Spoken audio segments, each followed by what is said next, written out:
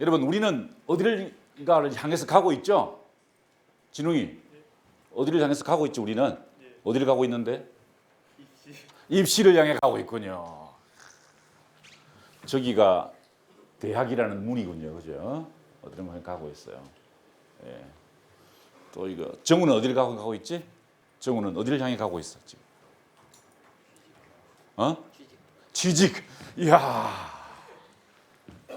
여기 부모님들 계신데 아이들이 지금 입시와 취직을 생각하고 있다는 걸 잊지 마십시오. 예. 또 우리 누가 보자. 지수는 어디를 향해 가고 있을까? 꿈을 향해서. 이야. 꿈을 향해서 가고 있습니다.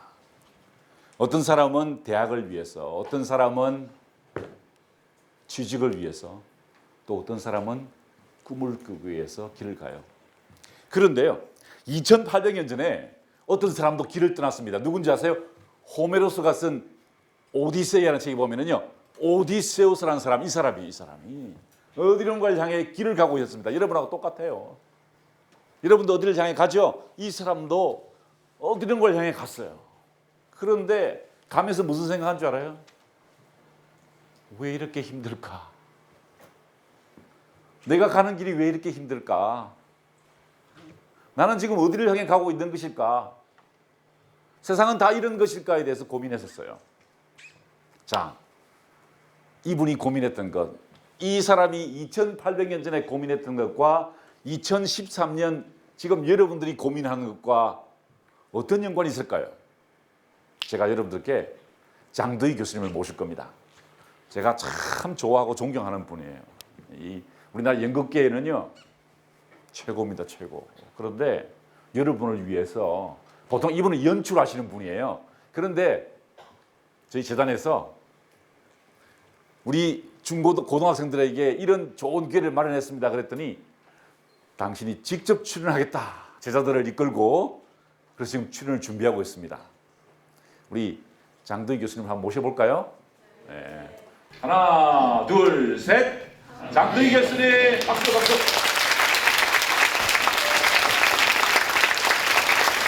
안녕하세요, 여러분. 네, 반갑습니다. 와우, 이렇게 많은 분들께서 이 특별한 플라톤 아카데미의 인문학, 굉장히 좋은 학문이거든요. 여러분들께서 특히 오늘 김상근 교수님의 호메로스와 그다음 플라톤의 얘기를 들으시면 아마 많은 감동을 얻으실 겁니다. 여러분, 호메로스 하면은요, 서구에서는 셰익스피어, 그다음에 단테, 그리고 우리가 너무 잘 알고 있는 괴테의 버금가는 4대 서사 시인으로 알려져 있습니다. 네, 이분이 쓴 글은 전부 시로 구성이 되어 있지만 옛날에 고대 시랍 연극이 전부 지금의 여러분이 알고 있는 음악극 뮤지컬처럼 만들어진 것과 똑같습니다. 그래서 이분의 조금 아까 교수님께서 말씀하신 대로 오디세우스의 그 기나긴 여정, 그리고 10년간의 트로이 전쟁에서의 그 전쟁담, 그 다음에 자신이 느꼈던 모든 것, 내가 과연 누구인가, 나는 어디로 가고 있는가, 오늘 짤막한 장면을 보시면서 여러분들께서 많은 생각을 해주시길 바라겠습니다. 시작할게요.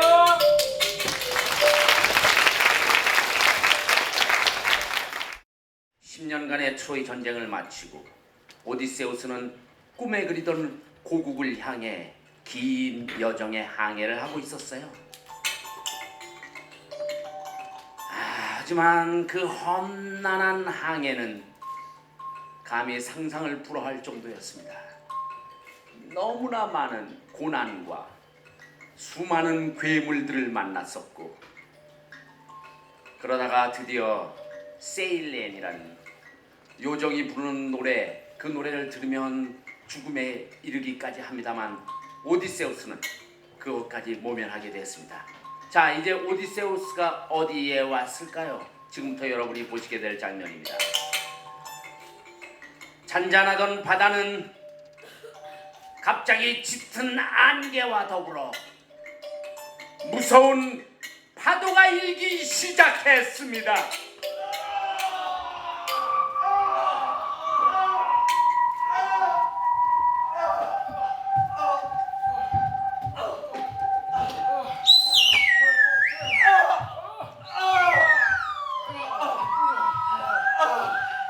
그때 오디세우스가 외쳤습니다. 사비리야, 동요하지 말라. 우리 지금 이곳을 빠져나가야 한다. 이곳을 지나면 우리의 고향 이타카가 보일 것이다.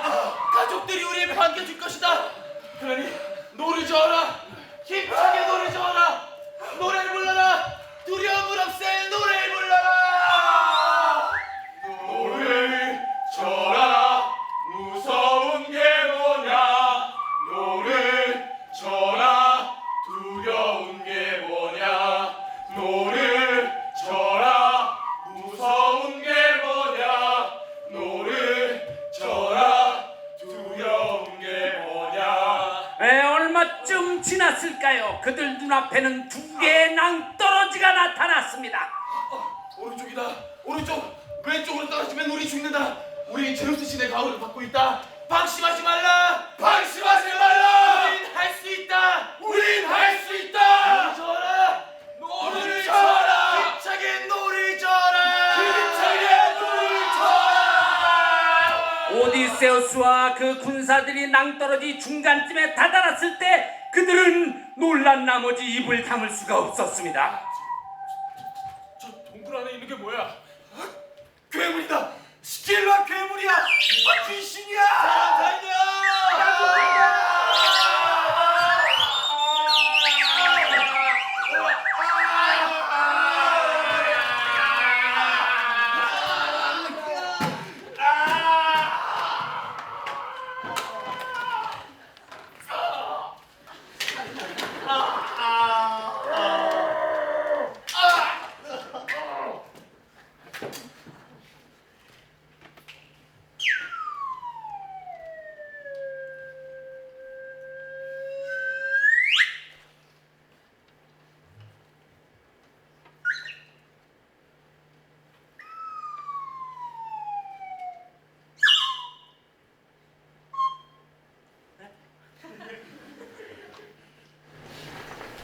저요? 저 군사가 아니에요. 저 해설자입니다. 이영기.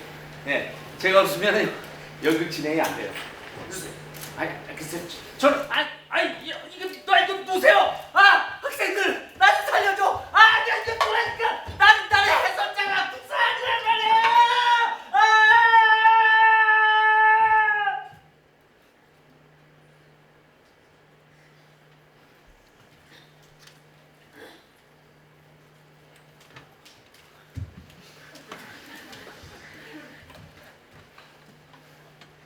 끝났습니다.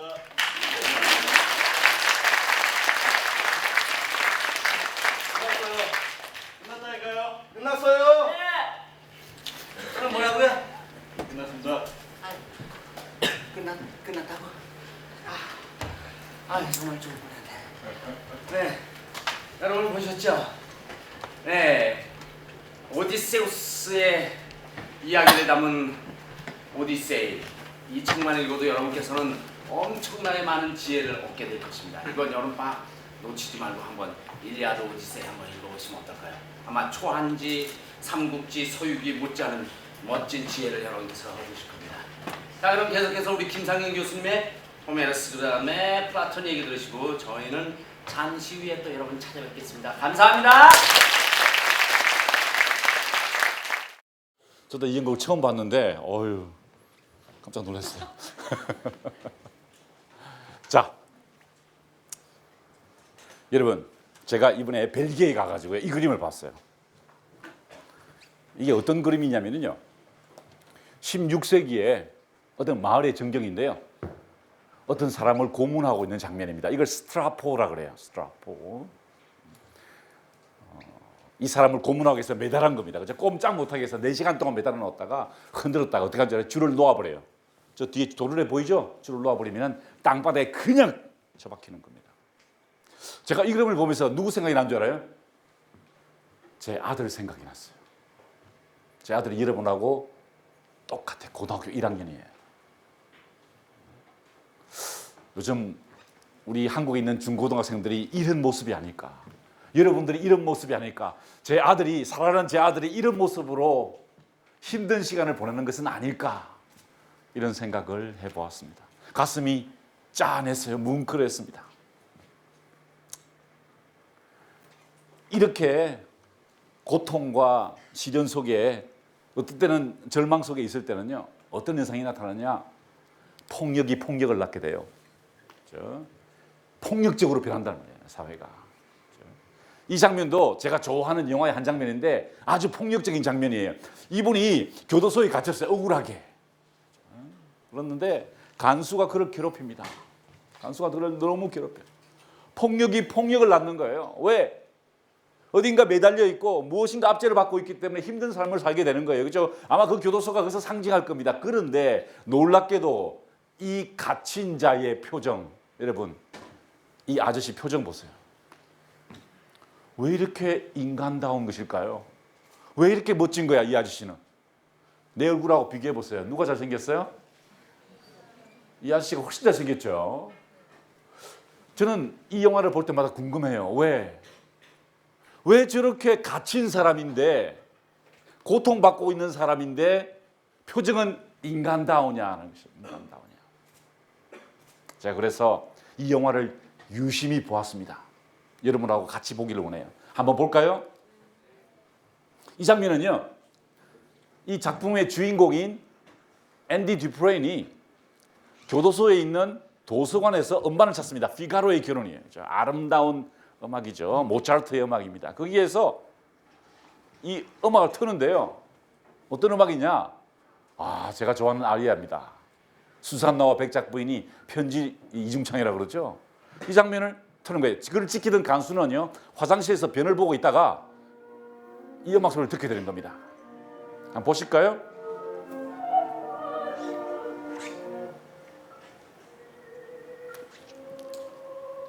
Andy, did you hear that?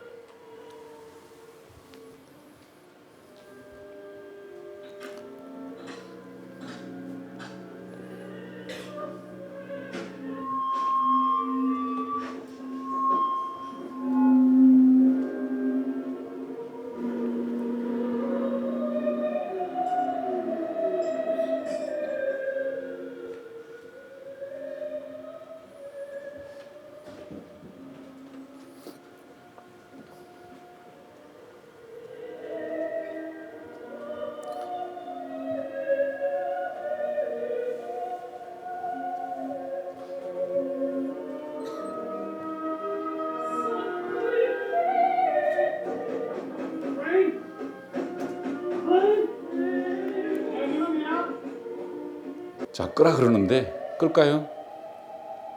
I am warning you, good friend. Turn that off. 크지 않고요. 그런 오히려 음악 소리를 더 높여버립니다.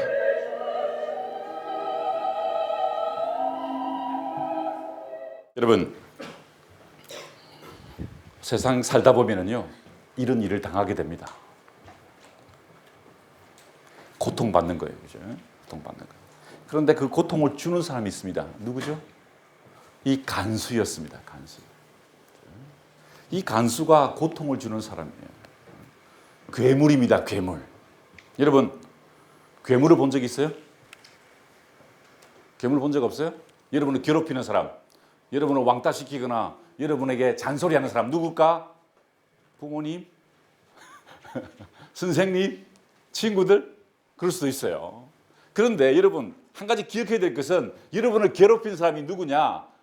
이 작품 속에서 이 주인공이, 이 사람이 그를 주인공을 괴롭히는 사람이죠. 잘 보세요. 눈을. 이 사람이 어떤 특징을 가지고 있는가? 괴물은요, 외눈박이입니다. 괴물은 이렇게 외눈박이에요. 바로 오늘 제가 여러분들께 소개해드릴 호메로스의 오디세이아가 이야기하고 있는 그 괴물을 만나는 오디세우스. 그 괴물의 특징이 뭐냐? 보는 것처럼 외눈박이라는 겁니다.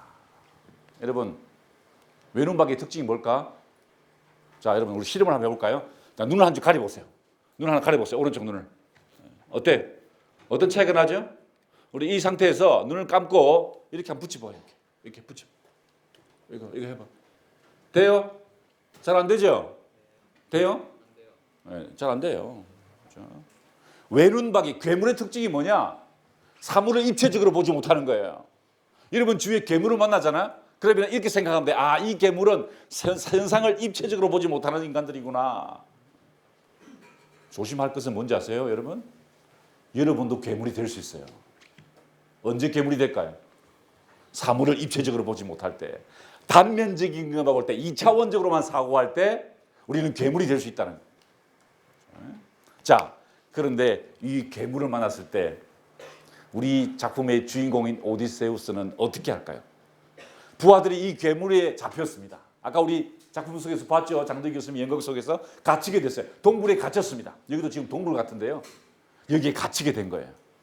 자, 그때 주인공 오디세우스가 당금을 허벅지 뒤에 숨기고 이제 부하들을 구출하기 위해서 동굴 안으로 들어가는 겁니다. 자, 죽일 수도 있었어요. 죽일 수도 있었어. 그런데 못 죽여. 왜 못 죽이죠? 입구를 막고 있는 거예요. 그죠? 입구를 막고 있어요.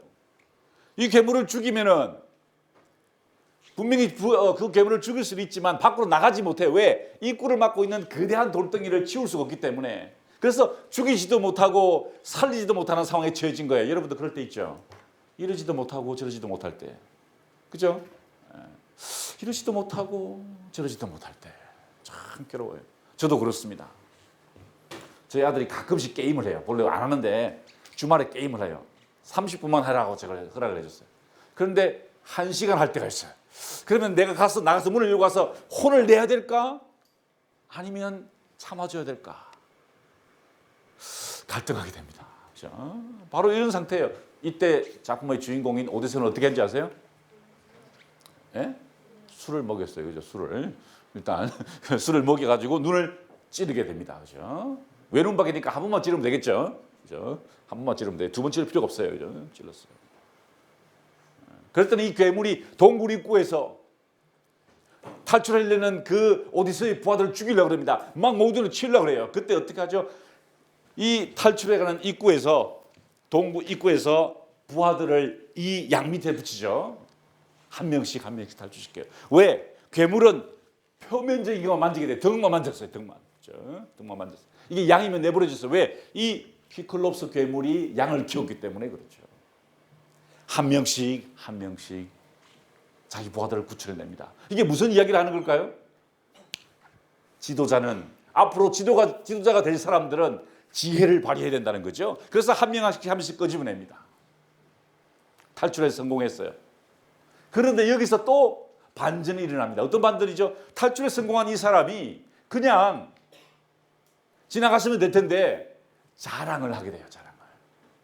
키클롭스에게 쓸데없는 얘기를 합니다. 야, 이 바보야, 우리는 다 탈출했어. 그랬더니 키클롭스가 눈이 보이지 않았지만 화가 났어요.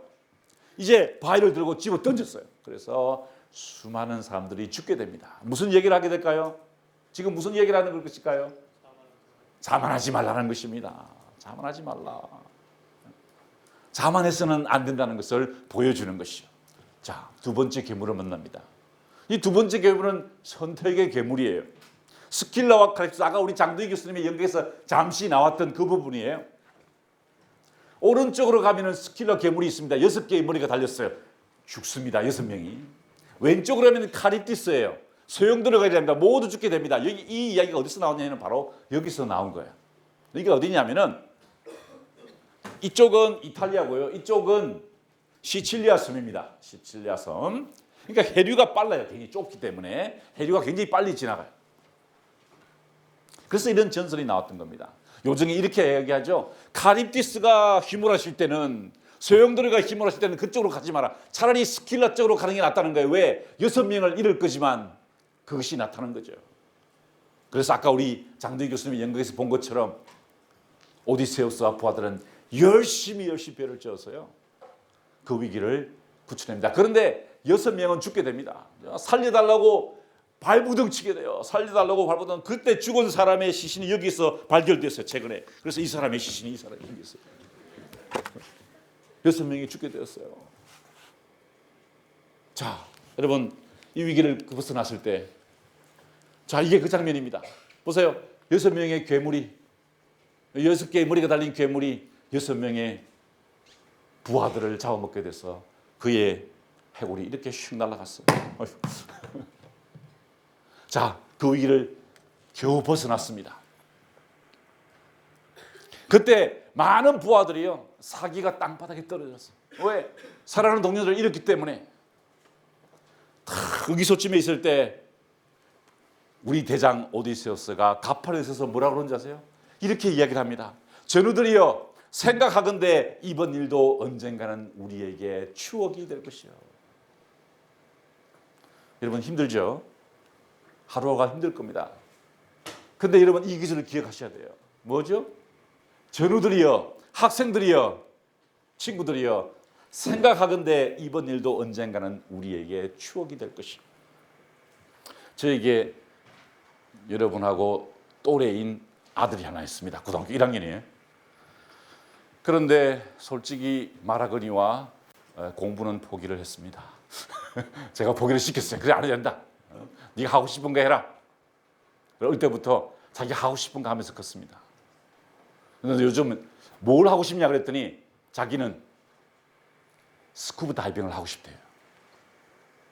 왜 스쿠버 다이빙을 하고 싶냐 그랬더니 아빠는 앞으로 가고 옆으로 가지만 자기는 물속에서 위아래로 떠다닌다는 거예요. 위아래로. 그런 무브먼트를 해본 적이 있냐는 거예요. 야, 일리가 있어요. 또 그 한 가지 제권으로 내가 너한테 그 위험한 스쿠버 다이빙을 내가 가르쳐주지 싶지 않다 그랬더니 한 가지 더 있다는 게, 아빠는 이 지퍼민이 80%가 물에 잠겨 있는 거 알고 있지. 근데 아빠는 20%만 밖에 보지 못하지 않나. 자기는 물 속에서 물 밑의 세계를 본다는 거예요. 일리가 있어요. 그래서 한 2년 전부터 스쿠버 다이빙 전문 다이버예요. 그래서 지금 어디까지 올라갔냐면은 레스큐 다이버까지 올라갔어요. 레스큐 다이버. 레스큐 다이버가 뭔지 알아요? 물에 빠지면은요, 시체가 있죠. 그걸 끄집어내는 자격증이 있어야 돼요. 그거. 아무나 하는 게 아니에요. 굉장히 위험해요. 물속에 사람이 빠지면은 구출을 들어간 사람은 레스큐 다이버라고, 그 윗단계가 메스터 다이버예요. 메스터 다이버는 진짜 프로들이에요. 산소통을 3개, 2개 쥐고 들어가는 애들. 그런 애들은 메스터 다이버예요. 근데 그까지 지금 가려고 훈련을 받아야 돼. 그래서 한국에서 없어요. 사이판이 있어요. 사이판. 그래서 사이판에 보냈어요. 여름에. 보냈어요. 훈련 받고 와라고. 레스큐 다이버 자격증 따와라고. 사람을 구하는 것도 좋은 일이다고. 그런데 이 아이가 비행기 타고 갔는데 사이판에 도착하자마자 바이러스에 걸렸어요. 심각한 바이러스, 무슨 이상한 바이러스예요. 그 사이판에 있는 병원에서 치료를 못해. 그래서 이틀 동안 끝까지 버티다가 호텔에서 끙끙 앓다가 땀만 쫙 흘려 애 완전히 떨다가 도저히 안 되겠어. 저희 세브란스 병원에 있는 의사한테 전화했더니 빨리 구성시키라는 게 큰일 난다는 거야. 그래서 그냥 바로 비행기에 해가 들어왔어요.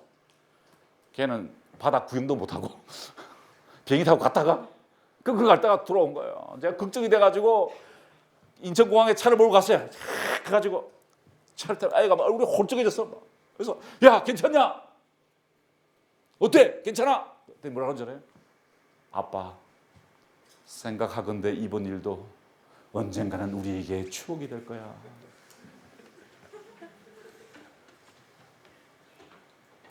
시련과 절망이 있을 때 이 생각을 떠올리시기 바랍니다. 생각하건대 이번 일도 언젠가는 우리에게 추억이 될 것이다. 자, 그 다음에 괴물, 세 번째 괴물. 괴물은 이뻐요. 아까 사이렌들 보셨죠? 이쁘죠? 예. 괴물은 이쁜 거예요. 유혹적이에요. 유혹적. 보시는 것처럼 이 괴물 키르키아 요정이요, 유혹합니다. 포도주를 권해줘요. 그 포도주를 먹으면 뭐가 되느냐? 예? 술을 먹으면 뭐가 되느냐? 돼지가 돼요. 돼지, 그죠? 한국에서는 이런 뭐가 되죠? 개가 돼요. 개. 알죠? 한국에서는 개가 돼. 근데 저기서는 돼지가 됐어요. 어떻게 할까요? 바로 주인공이 다시 가서 그 돼지들을 데리고 와서 앞으로 진격하는 것입니다. 마지막 괴물, 네 번째 괴물이에요. 네 번째 괴물. 어떤 괴물이지? 아까 우리 봤던 그 사이렌의 유혹입니다. 그 사이렌의 유혹을 물리치기 위해서 보시는 것처럼 오디세우스가 돛대에 자신을 묶고 부하들은 귀에 밀랍으로 맞고 앞으로 전진해 나가는 거죠. 이게 여러분들의 운명이라는 거예요. 이게 여러분들의 모습이에요. 무엇인가 목표를 향해서 그것이 꿈이었으면 좋겠고 그것이 취직이었으면 좋겠고 그것이 대학이었으면 좋겠어요. 어쨌든 우리는 목표를 향해 전진해 갑니다. 그런데 여러분이 어떻게 행동을 해야 되느냐? 바로 여러분의 몸을 돛대에 묶어야 한다는 것이죠. 돛대에 묶어야 한다는 거죠. 왜? 저기 고향 이타케가 여러분을 기다리고 있기 때문이죠. 그 목표를 향해 전진해야 한다는 것입니다. 오디세우스가 이렇게 이야기하죠. 나는 이미 너울과 전쟁터에서 이미 많은 것을 겪었고 많은 고생을 했어. 그러니 이들 고난에 이번 고난이 추가될 타면 되라지요. 솔직히 말하세요. 토요일 날 여기 오라 그러니까 좀 싫었지? 에? 토요일 날 좀 쉬어야 되는데 아까 내가 물어보니까 다 자기가 원해서 왔다 그러더라고. 나는 진짜인지 약간 의심스러워. 부모님이 등록해가지고 그냥 내가 온 게 아니. 그런데 여러분 이것도요. 에? 이 너울도 이 전쟁도 에? 받아들여야 된다는 거예요. 여러분 친구들은 지금 낮잠을 자거나 게임을 할지고 있을지도 몰라요. 그죠? 어떤 친구는 공부를 하고 있을지도 몰라. 그런데 여러분은 인간됨이 무엇인가에 대해서 인문학 공부를 여기서 우리랑 같이 하게 된 것입니다. 우리가 배우게 될 게 뭘까요? 바로 이겁니다. 우리의 운명을 사랑하는 것입니다. 그렇죠? 여러분에게 주어진 운명, 그 운명을 사랑하고 여러분에게 주어진 임무를 다하기 위해서 앞으로 전진해 가는 것. 사이렌과 키르케와 그렇죠? 소용돌이가 몰아칠 때 그것을 헤쳐나가면서 가는 여러분의 운명을 여러분이 사랑해야 한다는 것입니다. 제가 제일 좋아하는 구절이에요. 참아라 나의 마음아. 너는 전에 퀴클롭스가 너의 전우들을 먹어치울 때 이보다 더 험한 꼴도 참고 견디지 않았는가? 여러분 제 얼굴을 보세요. 제 얼굴이 정상으로 보여요 지금? 괜찮아요? 제가 지금 피곤에 쩔어 있어요. 피곤에 쩔어 있어요. 엄청난 스케줄을 소화하고 있어요. 혹시 여러분 그 EBS 저녁에 하는 거 인문학 강의하는 거 제 강의를 봤어요? 아무도 안 봤지? 봤어요? 오, 사인해 줄까? 야, 그거 쉬운 일이 아니에요. 녹화해야지, 뭐 시나리오 짜야지, 뭐 촬영팀들하고 뭐 편집해야지. 나도 쉬고 싶었어요 토요일 날. 저는요 연세대학교 교수거든요. 지금 방학이에요. 좀 쉬어야 돼 나도. 근데 내가 왜 여기 있는 거예요? 왜 이렇게 고생해야 돼? 왜 돼? 이것이 나의 운명이기 때문에 그렇다는 거예요. 참아라 나의 마음아. 너는 전에 퀴클롭스가 너의 전우들을 먹어치울 때 이보다 더 험한 꼴도 참고 견디지 않았느냐. 자, 그런데 우리는 어디론가 향해를 가고 있습니다. 그죠?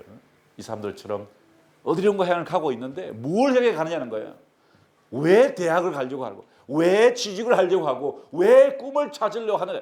무엇인가 반짝거리는 것을, 발음을 조심해야 돼요. 제가 경상도 출신이라서 제가 어디 가서 반짝거린다고 그랬더니 제 와이프가요. 반짝거린다가 뭐냐 반짝거린다는 거지 그러더라고요. 제가 말 조심해야 돼요. 반짝거리는 것을 찾기 위해서. 그런데 여러분 제가 질문해 드리고 싶은 게 있어요. 뭐죠? 반짝거린다고 해서 그게 다 금일까? 반짝반짝한다고 해서 그게 다 금일까? 플라톤이라는 철학자가 있었습니다. 이 사람이 한 말은 아니에요. 원래는 셰익스피어에 나오는 이야기예요. 베니스의 상인에서 나오는 이야기인데 그 이야기가 사실은 이 플라톤이 생각했던 그 가장 핵심적인 내용이다. 뭐죠? 반짝인다고 다 금은 아니다. 반짝인다고 다 금은. 많은 사람들이 우리가 반짝거리는 걸 찾아가요. 그런데 그게 다 금은 아니라는 겁니다. 보석은 아니라는 거예요. 금만 반짝거릴 수 있다는 거죠. 바로 이 사람이 플라톤이에요. 자기 스승인 소크라테스가 죽어갈 때, 야, 우리 조국 아테네는 왜 이런 꼴이 되었을까? 왜 이런 현자가 죽어가야 할까 고민하기 시작했습니다. 그래서 만든 모임이 있었어요. 바로 이 소크라테스를 추모하며 모인 모임이 바로 플라톤 아카데미입니다. 이게 플라톤 아카데미예요. 이분이 플라톤입니다. 플라톤이 제자들과 함께 인생을 고민하고 세상을 고민했던 겁니다. 여러분 플라톤 아카데미에서 많이 들은 얘기 같죠? 플라톤 아카데미, 그죠? 이 행사를 주관하는 곳이 플라톤 아카데미입니다. 우리도 이런 꿈을 꾸고 있어요. 천하의 인재들을 어떻게 키울 수 있을까? 여러분과 같은 훌륭한 인재들을 어떻게 미래의 동향으로 성장시킬 수 있을까? 그것을 고민하는데요. 플라톤도 그런 고민을 했습니다. 그때 쓴 책이 국가론이에요. 국가론. 많이 들어보셨죠? 국가론. 거기에서 이렇게 주장합니다. 이상적인 국가가 되기 위해서는, 아름다운 사회가 되기 위해서는 첫째, 군주는, 통치자는 지혜가 있어야 된다는 거예요. 여러분, 지혜를 추구해야 돼요. 수호자는 뭘 가져야 돼요? 용기가 있어야 됩니다. 용기. 그리고 국민들은 뭘 해야 돼요? 절제해야 됩니다. 여러분은 사실은 지금 절제해야 될 때예요. 제가 제 아들에게 항상 해주는 말이 있어요. 우리 집안의 통치자인 너의 어머니는 지혜를 가져야 하고, 우리 집안의 수호자인 나는 용기를 가져야 되고, 우리 집안의 시민인 백성인 너는 절제해야 돼. 절제하라는 거예요. 절제하라. 왜? 절제할 때니까. 나중에 통치자가 되기 때까지 기다려야 돼. 절제해야 돼. 그래야만 조화로운 세상이 만들어진다는 게 그의 주장이었어요. 그런데 여러분이 나중에 통치자가 되고 싶죠? 그때 이 플라톤이 통치자를 어떻게 교육시킬까에 대해서 한 이야기가 바로 동굴의 이야기예요. 동굴의 이야기. 그 동굴의 이야기를 왜 했냐면은 이데아라는 것을 설명해 주기 위해서요. 이데아가 뭐냐? 보이는 게 전부가 아니라는 거예요. 보이는 게. 여러분, 지금 제 얼굴이 보이죠? 그죠? 보이죠? 근데 제 얼굴이, 여러분, 이게 제 얼굴인 것 같아요? 진웅이, 이거 주워봐. 이거 주워봐. 내 얼굴이 어떻게 생겼는지 진짜 이데아를 보여줄게. 내 얼굴이 어떻게 생겼느냐? 이렇게 생겼어요. 여러분도 이렇게 생겼어요. 이게 이데아라는 거야. 눈에 보이는 게 전부가 아니고 실제 모습은 다를 수 있다는 거야. 반짝거려요? 반짝거리지 않나? 우중충하게 빛나요? 근데 진짜 모습은 그러는 거예요. 자, 그러니까 여러분들은 뭘 성찰해야 될까요? 인문학이 뭘 하는 것일까요? 눈에 보이는 것, 반짝거리는 것을 보는 게 아니라 눈에 보이지 않지만 진짜 본질적인 것을 보아야 한다는 것입니다. 그게 바로 동굴의 비유에서 했던 이야기입니다. 자, 동굴의 비유 어떤 이야기인지 우리 다시 한번 이 본질은 치우고 진짜로 한번 우리 이 동굴의 이야기가 어떤 이야기인지 장두희 교수님 한 번 더 모셔볼까요? 예, 준비가 되셨죠? 자, 다시 한 번 더 우리 장두희 교수님을 모시는데 아까보다 더 큰 소리로 장두희 교수님 하면서 박수를 치는 거예요. 알았죠?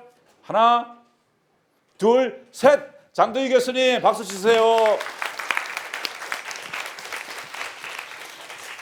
죄수들 앞으로!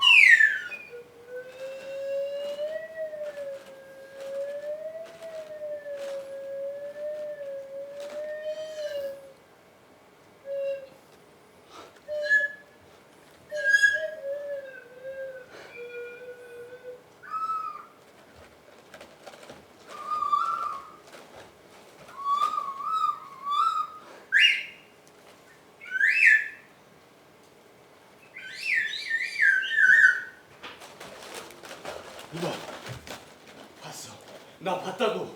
저 그림자의 실체를 말했어요. 저건 허상이야.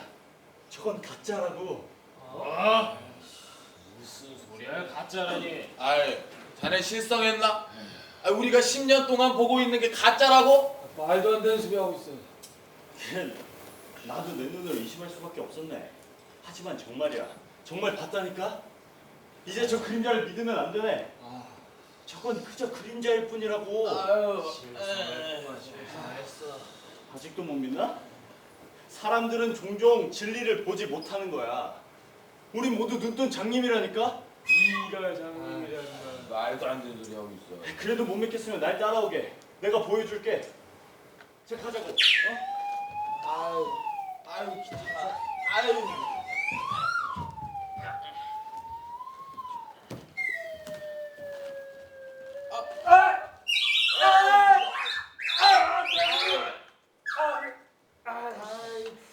일로 오게.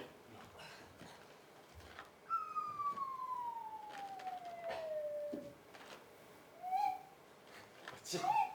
맞지? 이게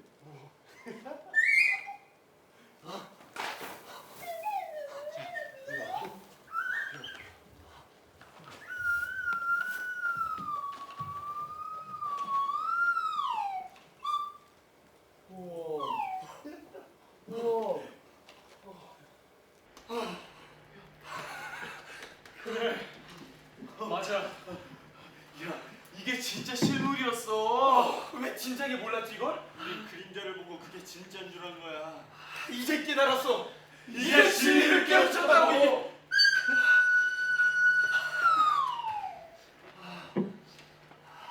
인간들은 태어날 때부터 동굴 속에 갇혀 있는 죄수들처럼 사물의 이치를 모르고 살고 있다. 인간의 눈에 투영된 것은 대부분 진실이 아니라 그림자일 뿐이다. 동굴 밖으로 나오는 죄수들만이 진실을 직접 볼 수 있다. 허상을 보지 말라. 실상을 파악하라. 그러기 위해선 문학, 철학 등 인문학을 배워야 한다. 참 인간이 되기 위해 인문학을 배워라. 인문학.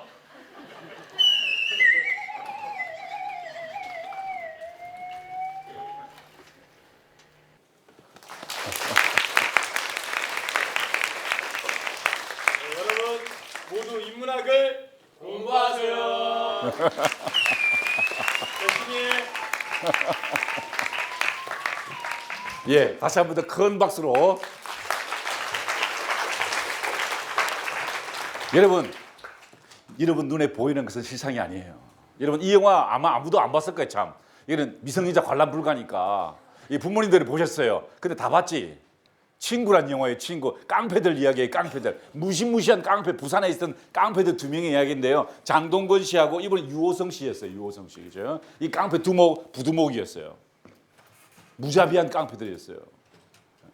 그런데 다음 사진을 보세요. 이거는 오삽 처리가 된 게 아니에요. 이 만드는 게 아니라 직접 찍은 거예요. 잘 보세요. 이 유호성 씨 보이죠? 유호성 씨하고 누가 찍었어요? 나예요, 나.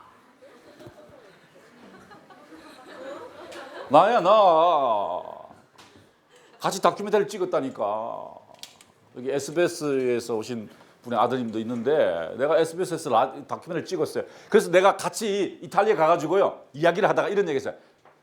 유호성 씨, 그 영화 친구에서 당신 연극 그 가운데서 대사 가운데서 재판관이 이제 잡혔어요.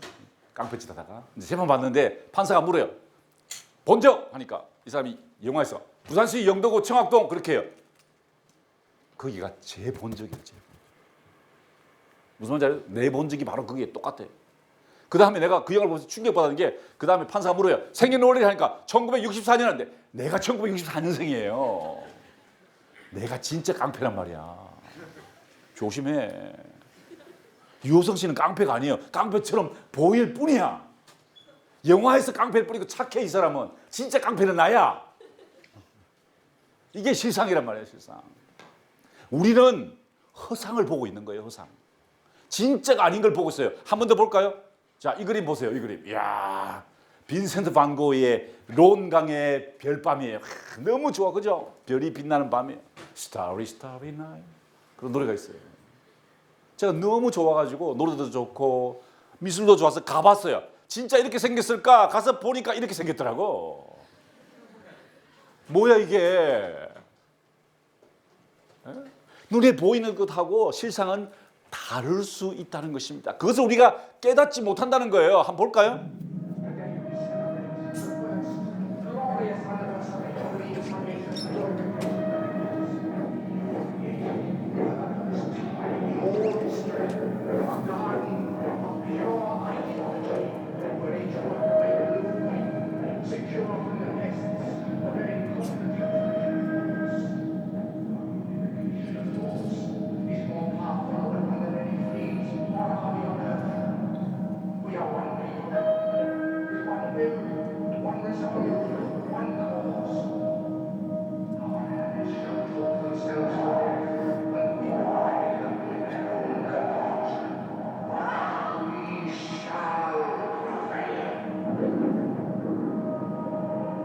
On January 24th, Apple Computer will introduce 여러분 우리는 이렇게 허상을 보면서 그것이 진짜라고 생각한다는 거예요. 우리는 착각을 하고 있다는 거예요. 동굴 속에서 아 이게 진짜구나 하고 생각하는데 그게 반짝거리기 때문에 이게 진짜 금이라고 생각하는데 금이 아니라는 거예요. 그런데 그것을 어떻게 인식할 수 있을까요? 바로 문제가 뭐냐? 문제가 뭐냐? 다른 사람들이 아까 그 사람들이 연극 무대에서 보니까 그 찾았어요, 그죠? 이게 진리가 뭔지 알았어요. 그런데 어떤 현상이 나타나냐? 진리가 뭔지 알았어요. 진짜가 뭔지 알았어요. 그런데 그 진짜를 발견하면 어떤 현상이 나타나느냐? 그 동물 속에 갇혀 있던 친구들을 잊어버린다는 거예요. 그렇죠? 사람들은 이데아에 머물러 있으려 할 뿐, 저들 제수들 곁으로 다시 내려가서 저들과 함께 노고와 명예를 나누어 가지지 않으려 한다는 거예요. 그렇죠? 여러분이 이제 진실을 찾았어요. 그런데 문제는 뭐냐? 여러분 스스로 만족하고 여러분 스스로 진리를 찾았기 때문에 더 이상 다른 친구들은 염두에 두지 않는다는 거예요. 그런데 그렇지 않은 사람이 있었어요. 여러분의 표상이죠. 알렉산드로스입니다. 이 사람의 꿈이 뭔지 아세요? 왜 이 사람은 저 마케도니아에서 이집트와 보시는 것처럼 이 박트리아와 인도까지를 점령하면서 세상을 바꾸려고 했을까요? 왜 갔을까요? I'm sorry. 바로 이 내용입니다. I don't want to be an emperor. That's not my business. I don't want to rule or conquer anyone. 알렉산드로스의 마음이에요. Jew, Gentile, black man, white. We all want to help one another. Human beings are like that. We want to live by each other's happiness, not by each other's misery. We don't want to hate and despise one another. In this world there's room for everyone. The good earth is rich and can provide for everyone. The way of life can be free and beautiful, but we have lost the way. Greed has poisoned men's souls, has barricaded the world with hate, has goose-stepped us into misery and bloodshed. We have developed speed, but we have shut ourselves in. Machinery that gives abundance has left us in want. Our knowledge has made us cynical, our cleverness hard and unkind. We think too much and feel too little. More than machinery, we need humanity. More than cleverness, we need kindness and gentleness. Without these qualities, life will be violent, and all will be lost. The aeroplane and the radio have brought us closer together. The very nature of these inventions cries out for the goodness of men, cries out for universal brotherhood, for the unity of us all. Even now, my voice is reaching millions throughout the world, millions of despairing men, women, and little children, victims of a system that makes men torture and imprison innocent people. To those who can hear me, I say, do not despair. The misery that is now upon us is but the passing of greed, the bitterness of men who fear the way of human progress, the hate of men who will pass and dictators die, and the power they took from the people will return to the people. Free and beautiful, to make this life a wonderful adventure. Then in the name of democracy, let us use that power. Let us all unite. Let us fight for a new world, a decent world, that will give men a chance to work, that will give youth a future and old age a security. By the promise of these things, brutes have risen to power, but they lie. They do not fulfill their promise. They never will. Dictators free themselves, but they enslave the people. Now let us fight to fulfill that promise. Let us fight to free the world, to do away with national barriers, to do away with greed, with hate and intolerance. Let us fight for a world of reason, a world where science and progress will lead to all men's happiness. Soldiers, in the name of democracy, let us all unite!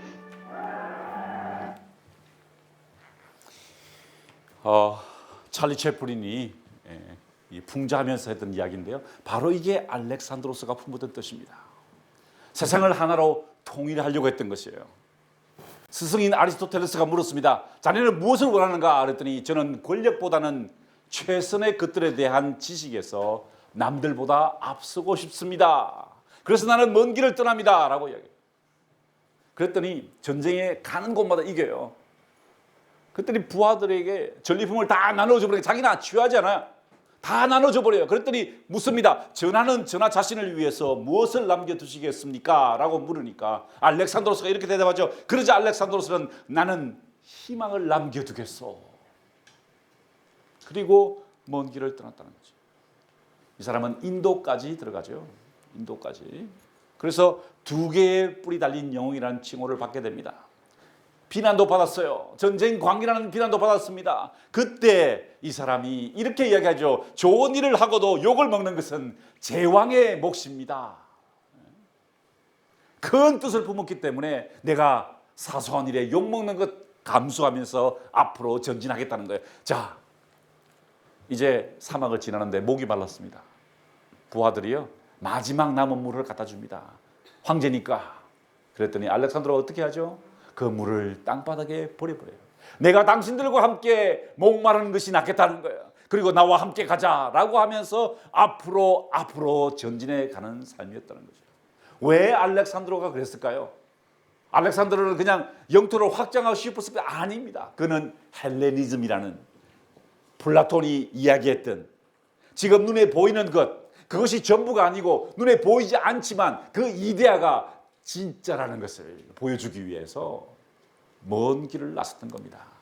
그는 자신의 생활 방식을 원주민들에게 적용시키는 한편 원주민들도 마케도니아, 그리스의 관심을 받아들이고 했다. 그래서 그는 원주민 소년 3만 명을 뽑아서 그리스 스타일로 가르쳤다는 게 뭘까요? 세계를 하나로 통일하려고 했다는 것입니다.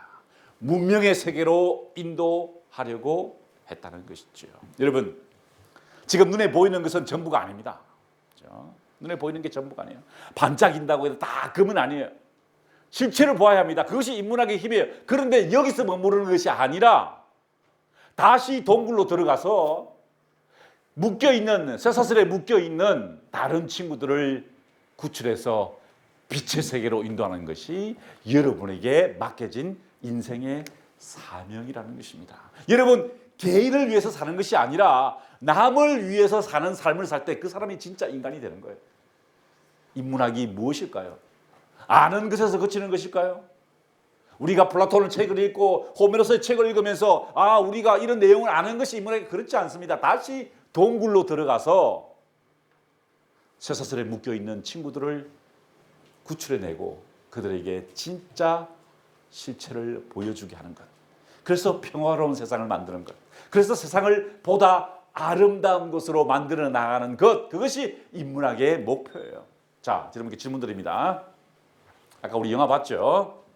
아래 4개 장면 중에서 인문학적 삶의 자세와 거리가 먼 것은 무엇일까요? 1번, 주인공 앤디처럼 인간됨의 향기를 잃지 않고 아름다운 예술작품 모차르트의 음악을 향유하는 것. 2번째, 동료들과 함께 그 아름다운 음악을 나누는 것. 3번째, 불의한 교도소장에게 기죽지 않고 용기를 내서 다시 볼륨을 올리는 것. 마지막 4번째, 간수처럼 똥 싸면서 쓰레기 같은 만화를 보는 것. 답 몇 번이죠?